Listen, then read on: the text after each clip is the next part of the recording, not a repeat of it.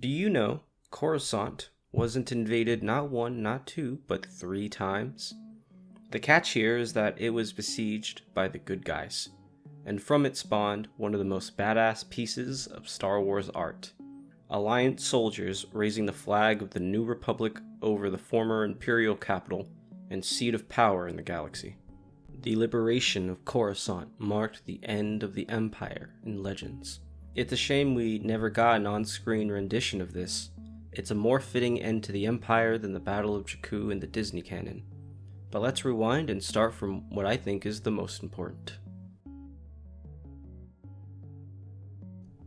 After the Battle of Endor, the Empire lacked a chief of state, with basically the death of all Imperial high command, because the Empire heard the phrase, "Don't put all your eggs in one basket," and built the Death Star, the strategy of having one giant egg.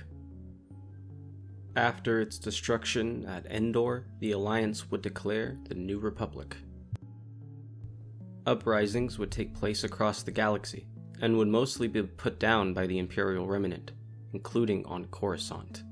After the declaration of the New Republic, the Empire also began to show signs of fragmenting, various mobs, generals, and admirals breaking down into competing factions.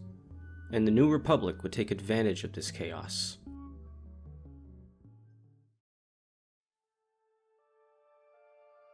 Admiral Akbar declared, "Coruscant is still seen as the heart of the galaxy, and many look to it as the center of order and authority, no matter who controls it."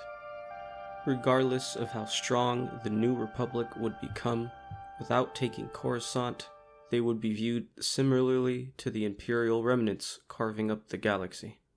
Taking Coruscant required taking other planets around it and carving a path to the heart of the Empire.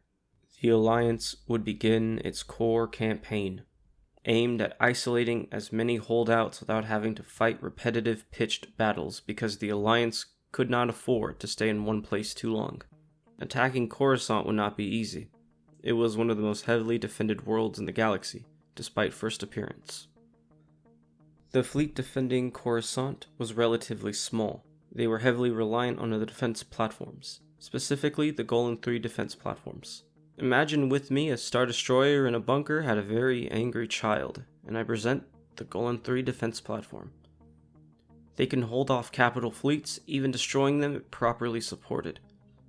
Most importantly, it can pin the rebel fleet, giving the Empire enough time to assemble an effective fighting force and retaliate. Kinda like how in Stellaris, when the enemy sends a Doomstack, and you send all your ships to the Doomstack, only for the Doomstack to run away. There are also planetary shields that effectively prevented orbital bombardment, which wasn't an option for the New Republic since civilians heavily occupied the planet. That also meant no tactical application of stratagems by Alliance ground forces. They would have to make do with close air support provided by the starfighters. Among the many ground defenses, there were ion cannons capable of knocking out capital ships when they came in range. This was a point of contention amongst Rebel command. Military and civil interests began to conflict as the Alliance made the transition from a military government to a civil one, so the Alliance would rely on sabotage instead. Rogue Squadron was picked out because of their various actions on the road to Coruscant. The main objective was to take down those shields, clearing the way for the rest of the Alliance. The Rogues targeted the planetary mirror controls that also controlled the planet's weather, using them to boil off the water from the surface and cause a massive storm, knocking out the generators and the shields. As it was destroyed, the main rebel fleet pulled into the system, facing off against the small defense fleet. The New Republic faced the Golem defense platforms, which promptly began tearing ass. Over time, however, the Alliance would push those aside, paving the way for ground forces to move in on Imperial Center.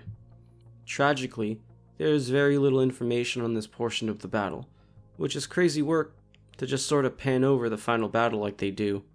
However, the main plot was about Rogue Squadron's operations. The book also came out around the time of Phantom Menace, so they probably did not have the liberty of describing the planet's surface in too much detail, so we'll have to fill in the gaps. The Empire dug in deep into the planet. Imperial forces set up multiple layered defenses along the city streets, barriers mounted with turrets at important avenues and intersections.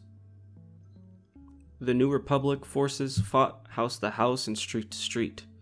The main target would now be the palace. But don't worry, Luke is joining them for this part, and since Luke leads the charge, you know how this will go. The space wizard bullshit can knock over any obstacle. The palace would be besieged, and while I don't know exactly when this was depicting, my headcanon is that it was when they raised the flag over the Imperial Palace. It's entirely possible that this was just depicting some random point in the siege, or possibly when they captured a command post. The New Republic would capture the planet and use it temporarily as its seat of power. And this is where I would like to take a moment to lament the absolute clusterfuck of the former expanded universe, or the EU. No, not that one. After the movies, the comics, games, and books, there's a huge epic showdown basically every other year in this universe. Because what's the ramifications of this conflict that potentially erased millions of lives and destroyed significant swaths of the surface and lower levels, cutting them off from the surface and dooming them forever? Well, the planet would get another extra bit of fucking in about a year or so when it got almost reconquered by the bad bitch himself, Thrawn. Yeah, so Legends is a little bit of a clusterfuck. Still prefer it to the Disney canon. Alright, well, that about does it. This is a bit new for me. I hope you enjoyed it. If you did, please suggest some bits of lore you would like to know or hear about. Feel free to post them below. Goodbye, and see you next time.